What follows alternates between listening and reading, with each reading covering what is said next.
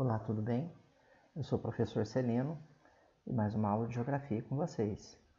Nós falaremos hoje dos problemas socioambientais na América e na África. Vamos lá, não esqueçam de dar o joinha.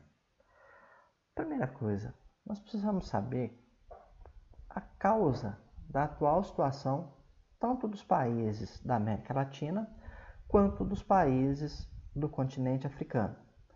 A causa de tudo isso ela está no seu processo histórico de ocupação e colonização. Então, nós temos aqui, através dessa imagem, um quadro comparativo entre o processo de colonialismo no continente americano e o neocolonialismo no continente africano, na Ásia e Oceania. Vamos separar muito bem essas duas situações, os dois períodos históricos. O período de colonialismo, a partir do século XVI, o início das grandes navegações, a descoberta do continente americano, a ocupação do continente americano pelos europeus, uma vez que já havia uma população vivendo aqui, e o neocolonialismo no século XIX e século XX. Bom, qual as fases? No capitalismo, nós vivíamos um capitalismo mercantilista. Era naquele período em que a procura muito grande por matéria-prima, era uma época em que se procurava muito ouro, prata, era a época do metalismo. Já no neocolonialismo, era o capitalismo financeiro ou monopolista, onde nós temos o papel dos bancos muito grande.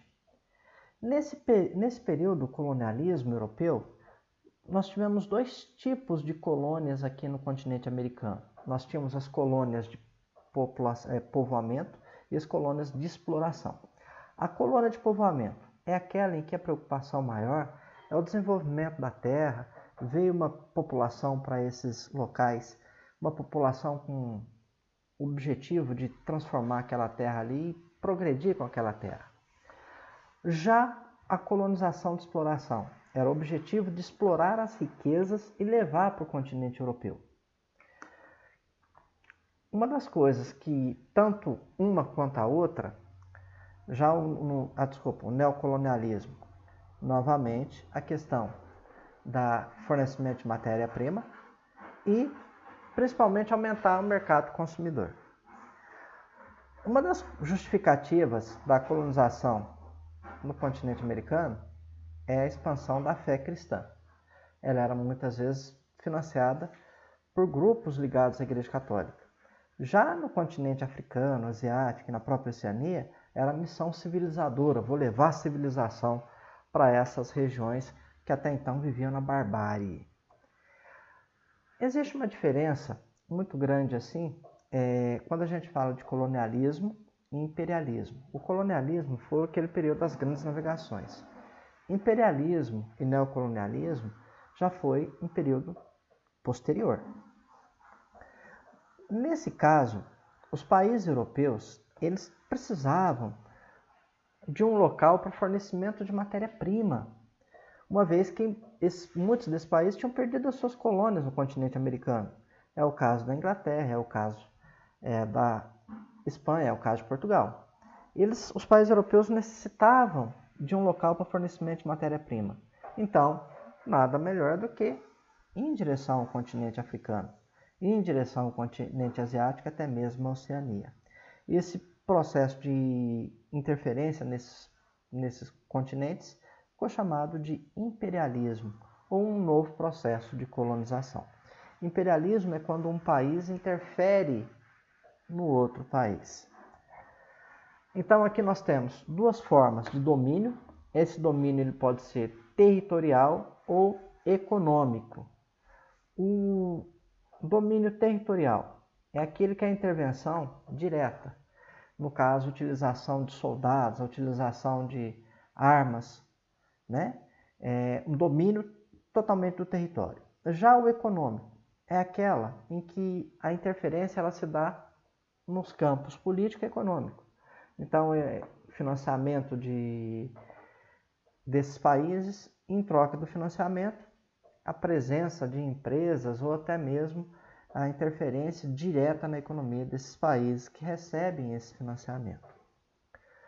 No caso aqui nós temos um quadro que retrata um pouco, uma foto, né, que retrata um pouco o que foi esse período de imperialismo e neocolonialismo no continente africano.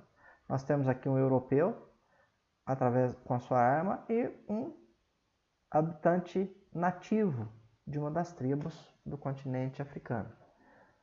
Essa dominação ela iniciou principalmente a partir de 1876 com a iniciativa da Bélgica. Dá para a gente perceber neste quadro, um quadro de 1902, uma imagem, né, de 1902, que mostra o caráter civilizatório, aqui os europeus levando a civilização e aqui os povos africanos que são a barbárie. É lógico que o poderio militar dos países europeus era muito maior, então eles dominavam, eles subjugavam esses povos. E muitos desses países, eles obrigavam a eles a adoção da sua língua, dos seus costumes, até mesmo das suas religiões. Então, como que eles faziam isso? Eles pegavam um grupo, existiam muitos grupos rivais no continente africano. Eles se aliavam a um desses grupos, forneciam armamentos e esses grupos subjugavam os demais. Existe alguns filmes na literatura que chegam a mostrar um pouquinho sobre isso. Mais recentemente, nós tivemos A Lenda de Tarzan, que foi lançado não faz tanto tempo, que ele mostra essa questão da dominação no continente africano e, no caso, eles subjugando esses povos lá, um interesse dos europeus na extração dos recursos naturais do continente africano. Uma das formas que eles utilizam para exercer essa dominação ainda nos dias de hoje, a dependência externa, ou seja, financiamentos externos feitos a esses países. E então, em troca desse financiamento externo, os países têm que se sujeitar a algumas condições, como abrir seus mercados para a entrada de empresas estrangeiras, nesse caso, principalmente as empresas dos países desenvolvidos, sejam países europeus, ou seja, dos Estados Unidos, ou seja, do Japão. Recentemente, um país que está investindo muito no continente africano é a China. Então, em troca desses financiamentos, eles se tornam quase que reféns dessas instituições, tornam-se refém destes países. Aqui nós podemos ver que nós temos uma grande quantidade de países que sofrem esse tipo de influência. Nós podemos ver que alguns mais, outros menos, né, que estão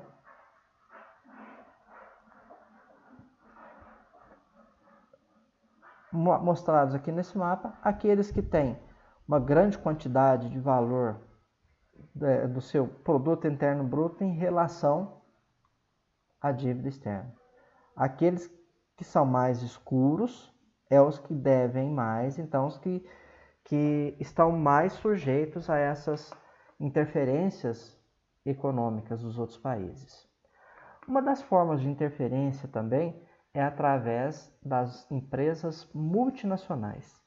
As empresas multinacionais são aquelas que têm sede em um país e filiais espalhadas por outros países.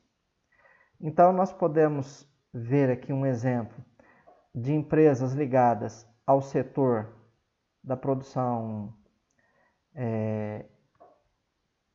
petróleo, extração de petróleo e produção de derivados de petróleo.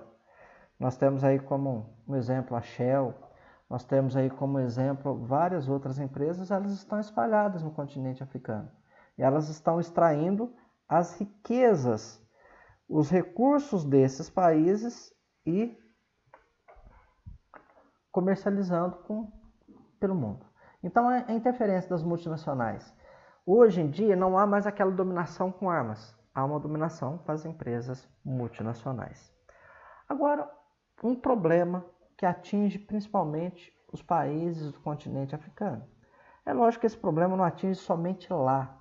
Ele vai acontecer em outras partes do mundo também, que é a corrupção. Então, a corrupção ela está presente, os países que estão aqui listados na cor verde, percepção de corrupção ela é menor. Então, são países que a corrupção ela tende a ser um pouco menor.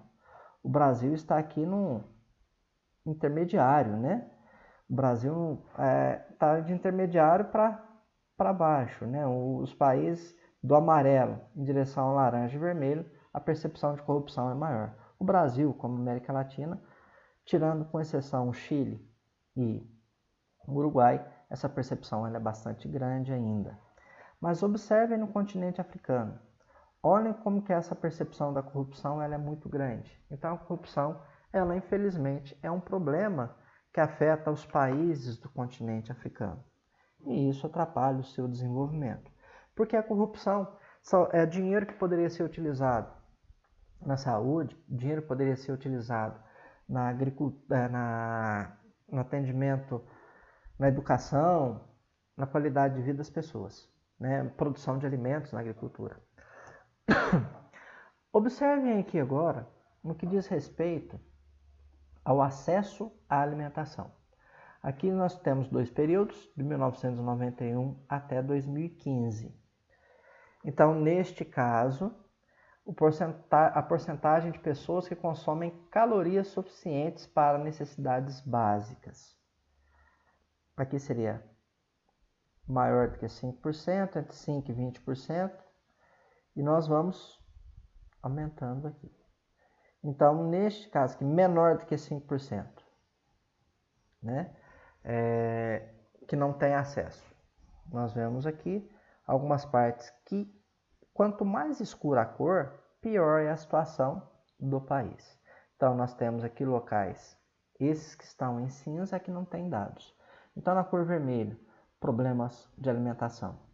Mais de 80% das pessoas não têm acesso a essas necessidades básicas, consomem as calorias básicas para a sobrevivência.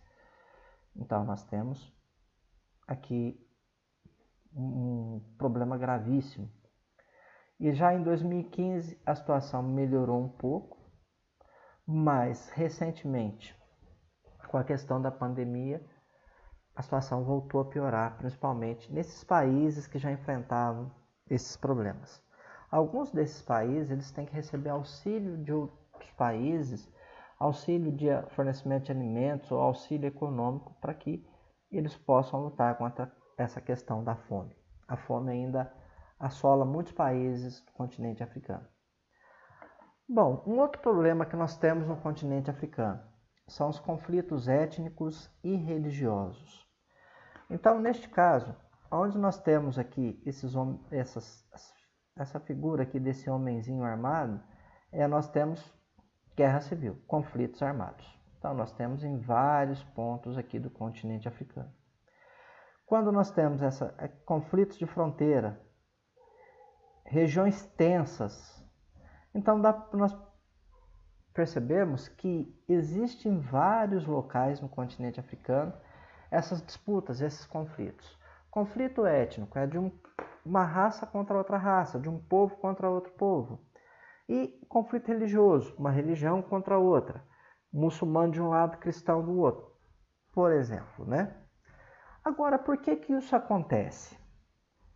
Isso acontece porque no continente africano, observem aqui, essa daqui é a distribuição, a divisão étnica, a divisão de povos.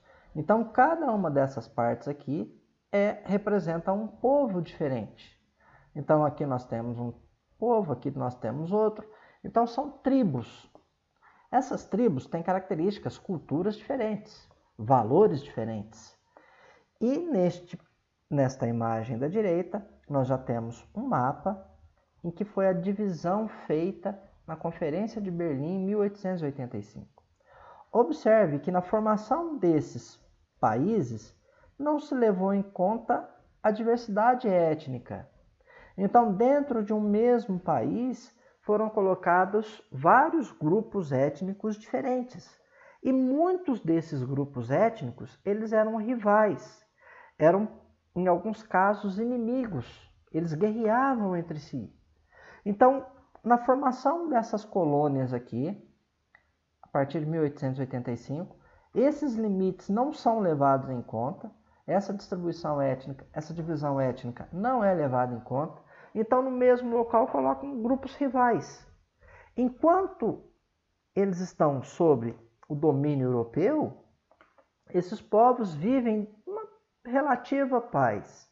Depois de que há o processo de independência, que os países europeus eles já abandonam esse sistema de colonização, para eles é muito simples. Por que eles vão abandonar? Porque enquanto eles são, aqueles países são colônias, eles têm gastos.